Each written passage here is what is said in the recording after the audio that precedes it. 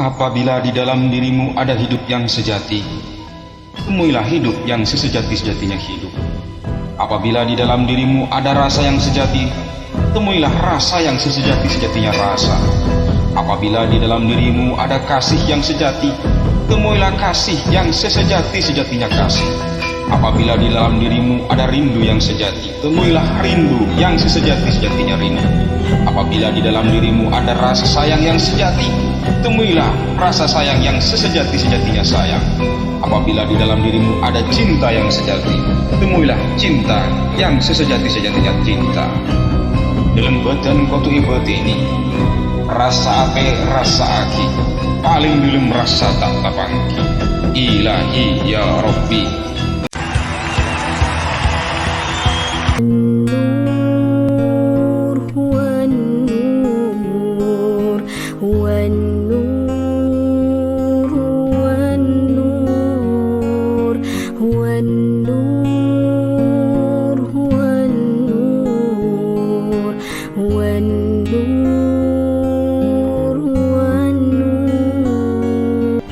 Maka kalian sudah termasuk orang yang diberi nikmat. Kalau kalian sudah termasuk orang yang diberi nikmat, berarti kalian sudah masuk ala siratil mustaqim. Today, their populations are shrinking fast. But now we have the means to Sampai view situ them aja dulu in Yasin. detail than ever. Udah keren. Apalagi sampai wa ilahi tur. Itu And learn ya. the intricacies of their lives. Jadi ternyata Yasin bukan untuk yang mati. Which is just as Yasin well, itu because we need to find ways untuk of yang living hidup alongside them. supaya bisa mati dan kembali kepada alam asal. Apa tuh jalan siratal mustaqim? Jelas di Quran. Siratal ladzina. And perhaps the rarest, Maka kalian sudah termasuk orang yang diberi nikmat. Kalau kalian sudah termasuk orang yang diberi nikmat, berarti kalian sudah masuk ala siratil mustaqim. we've barely had the chance to discover it at all. Sampai situ aja dulu Yasin. Udah keren. Apalagi sampai wa ilahi tur. Gives us the opportunity Itu, to reveal ya. the real Tiger before it's too late. Jadi ternyata Yasin bukan untuk yang mati. Yasin itu untuk yang hidup supaya bisa mati dan kembali. Dan lihatlah dirimu sekarang. Kamu bukan hanya selamat, kamu berkembang. Bukan hanya bertahan, kamu bersinar. Kamu menjadi versi yang lebih jernih dari dirimu. Lebih tajam dalam melihat, lebih lembut dalam merespons, lebih bijak dalam memilih. Karena pengkhianatan yang kamu alami telah memperluas kesadaranmu. Semesta tidak pernah menyia-nyiakan luka. Setiap air mata yang kamu tahan, setiap kata yang tidak kamu balas, setiap kebaikan yang kamu berikan meski tak dihargai, semua itu dicatat dengan teliti. Dan sekarang, catatan itu sedang dibuka. Bukan untuk membalas dendam, tapi untuk menunjukkan bahwa kamu adalah jiwa yang siap naik ke tahap berikutnya. Kamu kini berdiri dalam terangmu sendiri, tanpa perlu pembuktian kepada siapapun. Dan di tempat yang tinggi itu, kamu bisa melihat segalanya dengan jernih. Bahwa pengkhianatan mereka hanyalah alat semesta untuk membebaskanmu dari keterikatan yang menghambat takdirmu. Jadi, terima pelajaran ini dengan hati yang penuh syukur. Bukan karena kamu menyukai luka, tapi karena kamu menghargai pertumbuhan. Bukan karena kamu ingin disakiti lagi, tapi karena kamu tahu, setelah badai ini berlalu, kamu tidak akan pernah sama lagi. Kamu telah berubah, dan perubahan itu adalah anugerah terbesarmu. Pengalaman pahit yang kamu jalani bukanlah tanda kelemahan, melainkan proses penyucian. Kamu tidak sedang dihukum oleh kehidupan, tapi sedang dipersiapkan untuk versi dirimu yang lebih tinggi, lebih kuat, lebih sejati. Apa yang mereka lakukan di belakangmu bukan hanya ujian kesabaran, tapi juga pengasahan intuisi. Kamu belajar membedakan mana yang tulus dan mana yang palsu. Kamu belajar mengenali energi, bukan dari kata-kata yang diucapkan, tapi dari getaran yang terpancar. Kamu belajar bahwa senyuman bisa menyembunyikan niat, dan bahwa kedekatan tak selalu berarti kepercayaan. Namun justru dari situlah kamu bertumbuh. Seperti emas yang dimurnikan dalam api, kamu melewati panasnya pengkhianatan untuk menghilangkan karat yang tidak kamu sadari menempel dalam hidupmu. Orang-orang yang kamu kira akan selalu mendukungmu, ternyata datang hanya untuk menjadi pelajaran. Mereka hadir untuk menunjukkan siapa dirimu sebenarnya ketika tidak ada yang membelamu.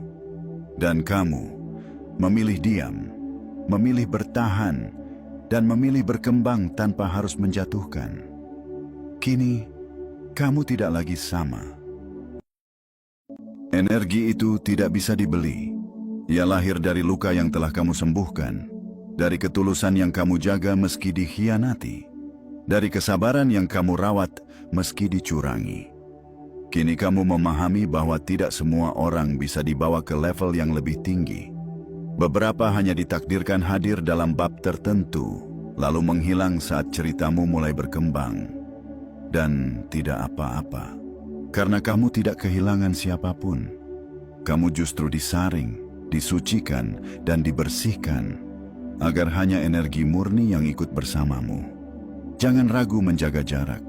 Itu bukan bentuk kebencian, tapi bentuk cinta kepada diri sendiri. Jangan goyah saat mereka mencoba kembali. Ingat, kamu tidak bergerak karena tekanan, tapi karena kesadaran. Kamu bukan pelari dari masa lalu, tapi perintis masa depan. Dan saat kamu terus melangkah dalam keseimbangan dan keheningan, semesta akan terus membuka jalan yang tak bisa mereka masuki. Karena medan energimu kini dilindungi, dikelilingi oleh frekuensi yang hanya bisa ditembus oleh mereka yang sejati. Yang palsu akan terpental, yang pura-pura akan tersingkir. Karena kamu sudah di tahap di mana hanya keaslian yang boleh tinggal. Teruslah melangkah. Kamu sudah terlalu jauh untuk kembali dan terlalu tinggi untuk dipaksa turun. Biarkan cahaya memisahkan apa yang tak lagi sefrekuensi. Karena dalam terang itulah kamu menemukan rumahmu yang sebenarnya. Kini kamu tahu siapa kamu, apa batasmu, dan di mana kekuatan sejatimulah berada. Teruslah melangkah. Jangan tolehkan kepala ke belakang hanya karena terdengar suara dari masa lalu. Biarkan yang pernah menjatuhkanmu belajar dari kejatuhan mereka sendiri. Kamu punya tugas lebih besar, menjalani takdir yang sudah lama menantimu. Dalam hiruk-pikuk dunia, kita mudah terlempar ke masa lalu atau masa depan. Kita mengingat kesalahan, meratapi kegagalan, atau mencemaskan apa yang belum tentu terjadi. Tapi ada satu hal yang selalu bisa membawa kita kembali ke saat ini, yaitu napas.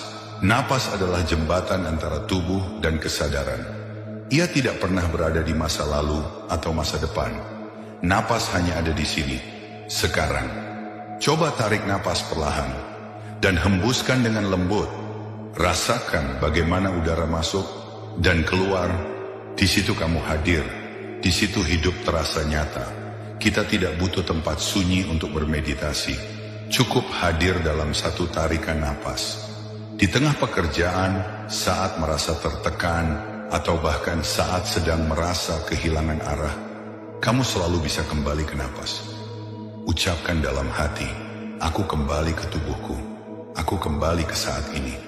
Dan kamu akan menyadari bahwa banyak hal yang kamu cemaskan hanya hidup di pikiran. Tapi tubuhmu, hatimu, napasmu selalu ada di sini, menunggu untuk disadari. Hari ini, kapanpun kamu merasa tersesat, jangan cari jalan keluar terlalu jauh. Cukup kembali ke napas, karena saat kamu menyatu dengan napas, kamu menyatu dengan hidup itu sendiri. Bayangkan kamu duduk diam dan sebuah pikiran muncul. Aku tidak cukup baik. Lalu datang perasaan, kenapa hidupku begini terus?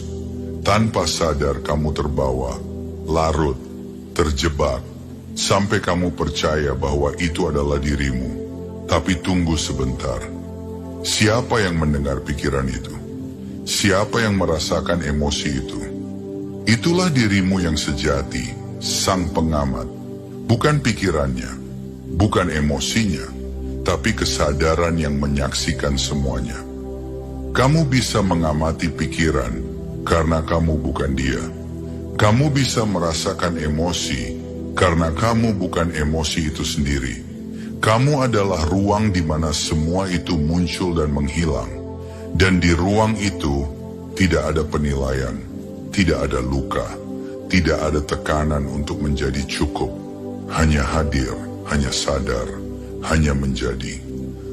Hari ini tarik napas, lihat pikiranmu datang, biarkan ia lewat, dan ingatkan dirimu, aku bukan suara di kepala ini, aku adalah kesadaran yang mengamati. Saat pikiran negatif muncul hari ini, jangan lawan, amati saja. Tulis di komentar, aku adalah pengamat, bukan pikiranku. Dalam hiruk pikuk dunia, kita mudah terlempar ke masa lalu atau masa depan. Kita mengingat kesalahan, meratapi kegagalan, atau mencemaskan apa yang belum tentu terjadi. Tapi ada satu hal yang selalu bisa membawa kita kembali ke saat ini, yaitu napas. Napas adalah jembatan antara tubuh dan kesadaran. Ia tidak pernah berada di masa lalu atau masa depan. Napas hanya ada di sini, sekarang. Coba tarik napas perlahan dan hembuskan dengan lembut. Rasakan bagaimana udara masuk dan keluar. Di situ kamu hadir, di situ hidup terasa nyata. Kita tidak butuh tempat sunyi untuk bermeditasi. Cukup hadir dalam satu tarikan napas. Di tengah pekerjaan, saat merasa tertekan, atau bahkan saat sedang merasa kehilangan arah, kamu selalu bisa kembali ke napas. Ucapkan dalam hati, aku kembali ke tubuhku, aku kembali ke saat ini. Dan kamu akan menyadari bahwa banyak hal yang kamu cemaskan hanya hidup di pikiran. Tapi tubuhmu, hatimu, napasmu selalu ada di sini, menunggu untuk disadari. Hari ini, kapanpun kamu merasa tersesat, jangan cari jalan keluar terlalu jauh. Cukup kembali ke napas. Karena saat kamu menyatu dengan napas, kamu menyatu dengan hidup itu sendiri. Bayangkan kamu duduk diam dan sebuah pikiran muncul. Aku tidak cukup baik. Lalu datang perasaan, kenapa hidupku begini terus? Tanpa sadar kamu terbawa, larut, terjebak, sampai kamu percaya bahwa itu adalah dirimu. Tapi tunggu sebentar. Siapa yang mendengar pikiran itu? Siapa yang merasakan emosi itu? Itulah dirimu yang sejati, sang pengamat. Bukan pikirannya, bukan emosinya, tapi kesadaran yang menyaksikan semuanya. Kamu bisa mengamati pikiran karena kamu bukan dia. Kamu bisa merasakan emosi karena kamu bukan emosi itu sendiri. Kamu adalah ruang di mana semua itu muncul dan menghilang. Dan di ruang itu tidak ada penilaian, tidak ada luka, tidak ada tekanan untuk menjadi cukup. Hanya hadir, hanya sadar, hanya menjadi. Hari ini tarik napas, lihat pikiranmu datang, biarkan ia lewat, dan ingatkan dirimu, aku bukan suara di kepala ini. Aku adalah kesadaran yang mengamati. Saat pikiran negatif muncul hari ini, jangan lawan, amati saja. Tulis di komentar, aku adalah pengamat, bukan pikiranku. Dalam hiruk pikuk dunia, kita mudah terlempar ke masa lalu atau masa depan. Kita mengingat Orang yang mempunyai akhlak yang mulia, ialah orang yang hatinya senantiasa tunduk di hadapan Allah. Meski lisannya diam, amalnya berbicara. Ia tak mencari kemuliaan di mata manusia, sebab ia tahu, yang sejati hanyalah pandangan Tuhan. Ia memaafkan tanpa disuruh, memberi tanpa diminta, dan diam saat marah, karena jiwanya telah dibasuh oleh cahaya kesabaran. Dalam sempit ia bersyukur, dalam lapang ia berserah. Akhlaknya bukan sekadar kebiasaan, tapi cermin dari jiwanya yang jernih, dan ruhnya yang terikat pada langit. Ia tak sibuk menilai buruknya orang lain, karena ia lebih sibuk memperbaiki dirinya. Ia bukan hanya berbuat baik, tapi menjadi sebab kebaikan. Maka hidupnya tenang, meski badai datang. Karena siapa yang menanam akhlak, akan memetik kedamaian. Dan siapa yang menjadikan cinta Allah sebagai tujuan, ia tak akan tersesat di lorong dunia. Orang yang mempunyai akhlak yang mulia, ialah orang yang hatinya senantiasa tunduk di hadapan Allah, meski lisannya diam, amalnya berbicara. Ia tak mencari kemuliaan di mata manusia, sebab ia tahu, yang sejati hanyalah pandangan Tuhan. Ia memaafkan tanpa disuruh, memberi tanpa diminta, dan diam saat marah, karena jiwanya telah dibasuh oleh cahaya kesabaran. Dalam sempit ia bersyukur, dalam lapang ia berserah. Akhlaknya bukan sekadar kebiasaan, tapi cermin dari jiwanya yang jernih, dan ruhnya yang terikat pada langit. Ia tak sibuk menilai buruknya orang lain, karena ia lebih sibuk memperbaiki dirinya. Ia bukan hanya berbuat baik, tapi menjadi sebab kebaikan. Maka hidupnya tenang, meski badai datang. Karena siapa yang menanam akhlak, akan memetik kedamaian.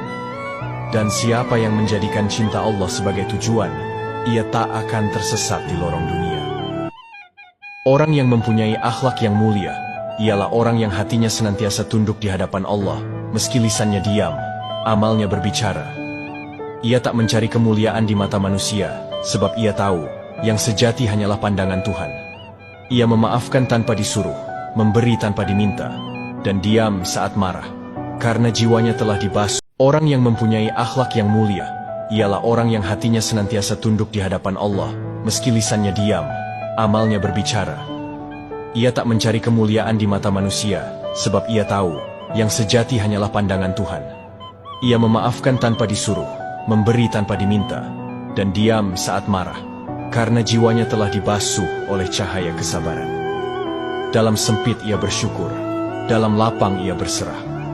Akhlaknya bukan sekadar kebiasaan, tapi cermin dari jiwanya yang jernih, dan ruhnya yang terikat pada langit. Ia tak sibuk menilai buruknya orang lain, karena ia lebih sibuk memperbaiki dirinya. Ia bukan hanya berbuat baik, tapi menjadi sebab kebaikan. Maka hidupnya tenang, meski badai datang. Karena siapa yang menanam akhlak, akan memetik kedamaian. Dan siapa yang menjadikan cinta Allah sebagai tujuan, ia tak akan tersesat di lorong dunia. Orang yang mempunyai akhlak yang mulia, ialah orang yang hatinya senantiasa tunduk di hadapan Allah, meski lisannya diam, amalnya berbicara. Ia tak mencari kemuliaan di mata manusia, sebab ia tahu, yang sejati hanyalah pandangan Tuhan. Ia memaafkan tanpa disuruh, memberi tanpa diminta, dan diam saat marah, karena jiwanya telah dibasuh oleh cahaya kesabaran. Dalam sempit ia bersyukur, dalam lapang ia berserah. Akhlaknya bukan sekadar kebiasaan, tapi cermin dari jiwanya yang jernih, dan ruhnya yang terikat pada langit. Ia tak sibuk menilai buruknya orang lain, karena ia lebih sibuk memperbaiki dirinya. Ia bukan hanya berbuat baik, tapi menjadi sebab kebaikan. Maka hidupnya tenang, meski badai datang. Karena siapa yang menanam akhlak, akan memetik kedamaian. Dan siapa yang menjadikan cinta Allah sebagai tujuan, ia tak akan. Kita tidak butuh manusia penghafal sekarang. Yang dibutuhkan adalah manusia pengamal. Bil ayat. Itulah pentingnya kita hafal Quran. Kalau hafal kan gampang, petanya itu jelas di sini, ya, jelas. Lanjut lagi, ayat 13. Ayo perhatikan ayat ini.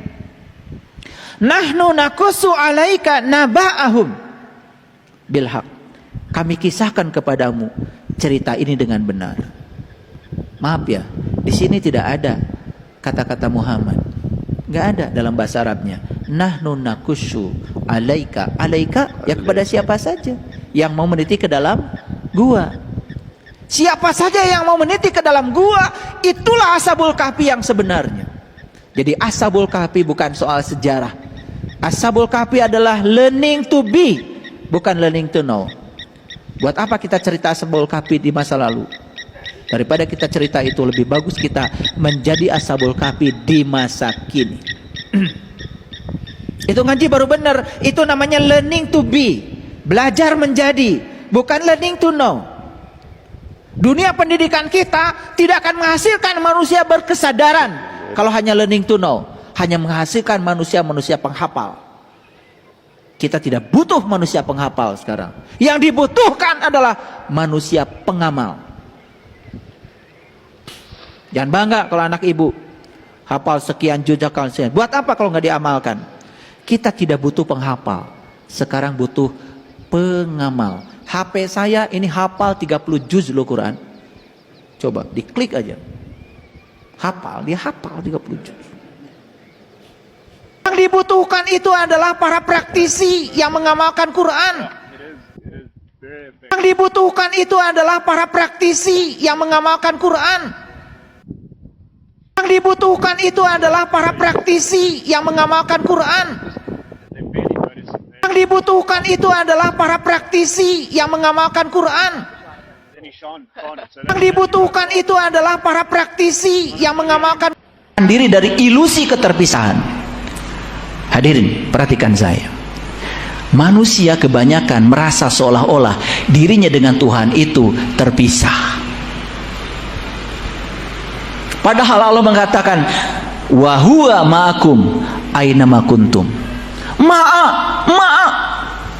Ma'akum, aku bersamamu dimanapun kamu berada. Lah, kenapa kita merasa seolah-olah diri kita terpisah dari Allah? Ini masalah kesadaran. Ini masalah tauhid. Karena la ilaha illallah kita baru sebatas ucapan. Padahal Dia yang Maha Tunggal, meliputi semua bentuk, meliputi semua makhluk. Bahkan di Quran dikatakan, Inna rabbaka ahata binas. Sesungguhnya Tuhanmu meliputi seluruh manusia. Kalau orang yang sadar bahwa Tuhan Dia meliputi seluruh manusia, gak ada lagi manusia yang merendahkan manusia yang lain.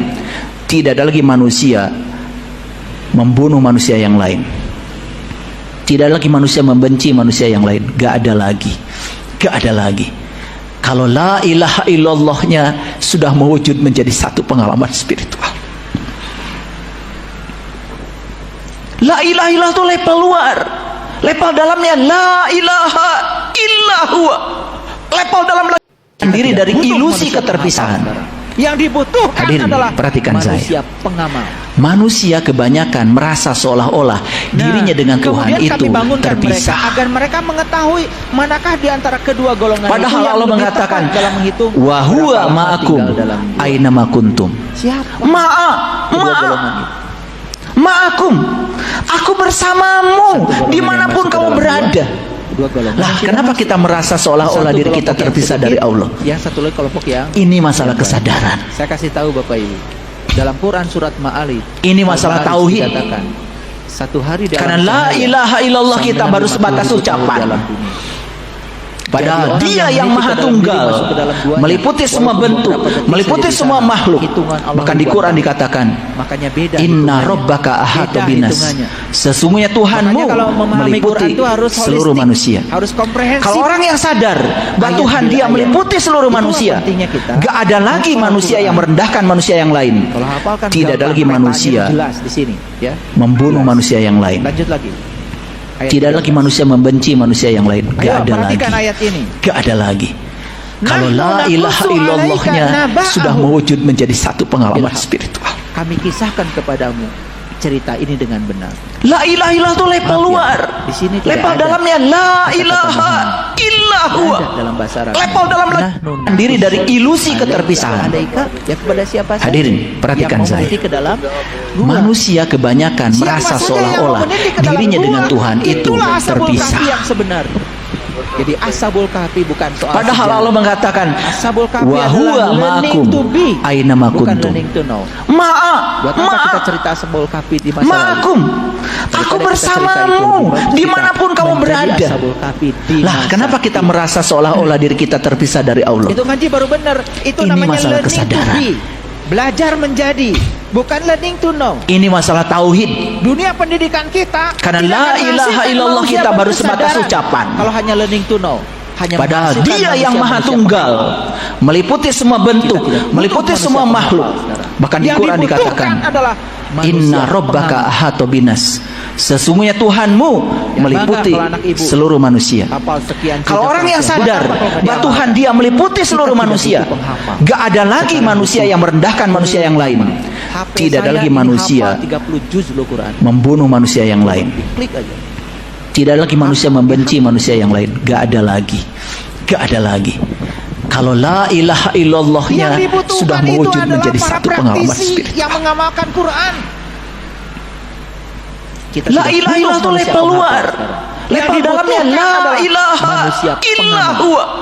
Level dalam lagi diri dari ilusi keterpisahan. Kemudian kami bangunkan mereka Hadirin, agar mereka perhatikan mengetahui saya. manakah di antara kedua Manusia golongan itu kebanyakan yang lebih merasa tepat seolah-olah dalam hitung dirinya berapa dengan lama Tuhan tinggal itu dalam terpisah. siapa kedua golongan itu. Padahal Allah mengatakan wa huwa ma'akum Satu golongan yang aina ma masuk dalam kuntum. Dua golongan yang tidak masuk. Satu kelompok yang sedikit, yang satu Aku kelompok bersamamu yang dimanapun kamu Saya kasih berada. tahu, Bapak Ibu. Lah, kenapa kita merasa seolah-olah diri kita terpisah dari Allah? Satu hari di alam Ini cahaya masalah kesadaran. sama dengan 50.000 tahun di alam dunia. Kita tidak butuh manusia penghafal sekarang. Yang dibutuhkan adalah manusia pengamal. Nah, kemudian kami bangunkan mereka agar mereka mengetahui manakah di antara kedua golongan itu yang lebih tepat dalam menghitung berapa lama tinggal dalam gua. Siapa kedua golongan itu? Satu golongan yang masuk ke dalam gua, dua golongan yang tidak masuk. Satu kelompok yang sedikit, yang satu lagi kelompok yang banyak. Saya kasih tahu Bapak Ibu, dalam Quran surat Al-Ma'arij dikatakan, satu hari di alam cahaya sama dengan 50.000 tahun di alam dunia. Jadi orang yang meniti ke dalam diri masuk ke dalam guanya, walaupun beberapa detik saja di sana, hitungan Allah ribuan tahun. Makanya beda hitungannya. Makanya kalau memahami Quran itu harus holistik, harus komprehensif. Ayat bil ayat. Itulah pentingnya kita hafal Quran. Kalau hafal kan gampang, petanya itu jelas di sini, ya. Jelas. Lanjut lagi. Ayat 13. Ayo perhatikan ayat ini. Nahnu nakusu alaika naba'ahum bilhaq. Kami kisahkan kepadamu cerita ini dengan benar. Maaf ya, di sini tidak ada kata-kata Muhammad. Enggak ada dalam bahasa Arabnya. Nahnu nakusu alaika. Alaika ya kepada siapa saja yang mau meniti ke dalam gua. Siapa saja yang mau meniti ke dalam gua, itulah Ashabul Kahfi yang sebenarnya. Jadi Ashabul Kahfi bukan soal sejarah. Ashabul Kahfi adalah learning to be, bukan learning to know. Buat apa kita cerita Ashabul Kahfi di masa lalu? Daripada kita cerita itu, lebih bagus kita menjadi Ashabul Kahfi di masa kini. Itu ngaji baru benar. Itu namanya learning to be, belajar menjadi, bukan learning to know. Dunia pendidikan kita tidak akan menghasilkan manusia berkesadaran kalau hanya learning to know, hanya menghasilkan manusia-manusia penghafal. Kita tidak butuh manusia penghafal sekarang. Yang dibutuhkan adalah manusia pengamal. Jangan bangga kalau anak ibu hafal sekian juz, sekian. Buat apa kalau nggak diamalkan? Kita tidak butuh penghafal. Sekarang butuh pengamal. HP saya ini hafal 30 juz loh Quran. Coba diklik aja. Hafal, dia hafal 30 juz. Yang dibutuhkan itu adalah para praktisi yang mengamalkan Quran.